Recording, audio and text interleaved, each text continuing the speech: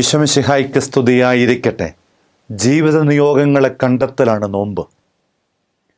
നോമ്പുകാലത്ത് ഞാനും നിങ്ങളുമൊക്കെ ജീവിതത്തിൻ്റെ നിയോഗങ്ങളെ കണ്ടെത്തണം.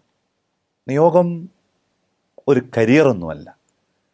പല ആളുകളും തെറ്റായി അതിനെ ധരിക്കുന്നുണ്ട്. നല്ല ഒരു തൊഴിൽ സാധ്യത കണ്ടുപിടിച്ചു. നിയോഗമെന്ന് പറയുന്നത് കോൾ വിതിൻ ദ കോൾ എന്നൊക്കെ വിളിക്കും. വിളിക്കകത്തുള്ള വിളി എന്നൊക്കെ പിതാക്കന്മാർ പങ്കുവയ്ക്കും. നമ്മിലൂടെ പൂർത്തീകരിക്കപ്പെടാനായിട്ട് ഏറെ സ്വപ്നങ്ങൾ ദൈവം സുന്ദരമായി കൊണ്ടു നടക്കുന്നുണ്ട്.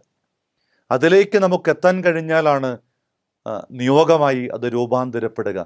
കാറ്റിൻ്റെ നിയോഗമല്ല കടലിൻ്റേത്. പ്രകൃതിയിലെ പ്രതിഭാസങ്ങൾക്കൊക്കെയും വ്യത്യസ്തങ്ങളായ നിയോഗങ്ങളും ചില നിമിത്തങ്ങളുമുണ്ട്.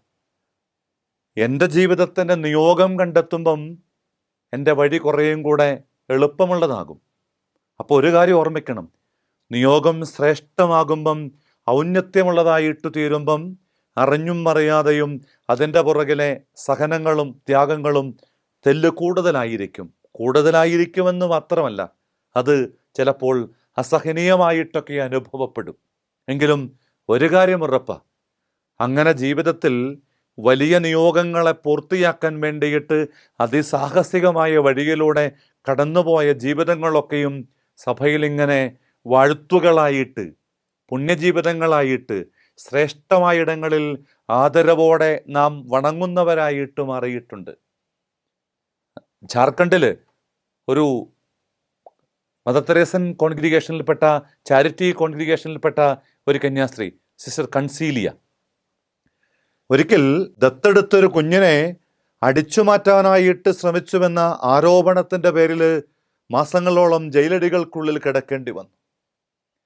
സംരക്ഷിക്കാൻ വേണ്ടിയിട്ട് സ്വീകരിച്ച ഒന്നിനെ അതിൻ്റെ പേരിൽ ശിക്ഷിക്കപ്പെടുകയും വലിയ സങ്കടത്തിൻ്റെ, നൊമ്പരത്തിൻ്റെ, സഹനത്തിൻ്റെ വഴിയിലൂടെ കടന്നു പോവുകയും ചെയ്തു. പുറത്തിറങ്ങി വരുമ്പോഴും ആ സഹോദരിയുടെ മുഖത്തു നിന്നും തെല്ലും നൈരാശ്യത്തിൻ്റെ ഭാവങ്ങളോ മറ്റൊന്നും ഉണ്ടായിരുന്നില്ല. അത്ഭുതത്തോടു കൂടിയിട്ട് വിശ്വാസത്തിൻ്റെ കണ്ണിലും ആത്മീയതയുടെ ഭാവത്തിലും അതിനെ സമീപിക്കുന്നവർക്ക് ഒരു കാര്യം മനസ്സിലായി. വിളിച്ചു പറഞ്ഞില്ലെങ്കിലും അവർക്കൊരു കാര്യം പിടികിട്ടി: ജീവിതത്തിൻ്റെ നിയോഗത്തെ ചങ്കിൽ പേറി കൊണ്ടു നടക്കുന്നവർക്ക് ഈ പ്രതികൂലങ്ങളിൽ തോൽക്കാനാവില്ല, പ്രതികൂലങ്ങൾക്ക് അവരെ തോൽപ്പിക്കാനുമാവില്ല. നമുക്കും ഹൃദയപൂർവ്വം ജീവിതത്തിൻ്റെ നിയോഗങ്ങളെ കണ്ടെത്തുന്ന പുണ്യപ്പെട്ട നോമ്പുകാലമായി ഈ നോമ്പുകാലത്തെ ഒന്ന് രൂപാന്തരപ്പെടുത്താം. നമ്മുടെ കർത്താവ് ഈശോ മിശിഹായുടെ കൃപയും പിതാവായ ദൈവത്തിൻ്റെ സ്നേഹവും പരിശുദ്ധാത്മാവിൻ്റെ സഹവാസവും ജീവിത നിയോഗങ്ങളെ കണ്ടെത്താൻ നോമ്പിലൂടെ ശക്തി പ്രദാനം ചെയ്യാൻ കാരണമാവട്ടെ, ഇപ്പോഴും എപ്പോഴും എന്നേക്കും. ആമേൻ. ഈശോ മിശിഹായ്ക്ക് സ്തുതിയായിരിക്കട്ടെ.